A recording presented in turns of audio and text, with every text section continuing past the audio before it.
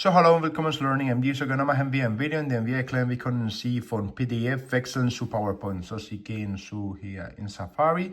Ich benutze normalerweise I Love PDF. Dies ist nicht eine Kollaboration, es ist nur meine Meinung nach.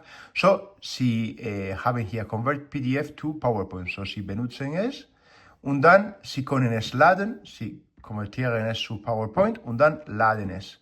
Und Sie sollten nicht login oder sign up und dann haben Sie hier das PowerPoint. Es ist sehr einfach zu machen, sehr schnell.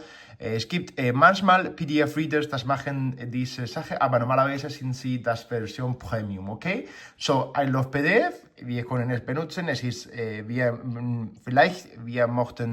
sollten Wi-Fi haben oder so, aber wir sollten nicht zu Login oder eine Kaufen machen oder so. Es ist sehr einfach zu machen, sehr schnell und ich glaube, es ist super für Leute, die möchten eine PDF konvertieren zu PowerPoint, aber sie haben auch andere Möglichkeiten, zum Beispiel Word to PDF, PDF to Word, PowerPoint, Excel, so es ist einfach zu benutzen. Okay, so wenn Sie Fragen haben, bitte sagen mir in der Kommentarsektion und vielen Dank für alles.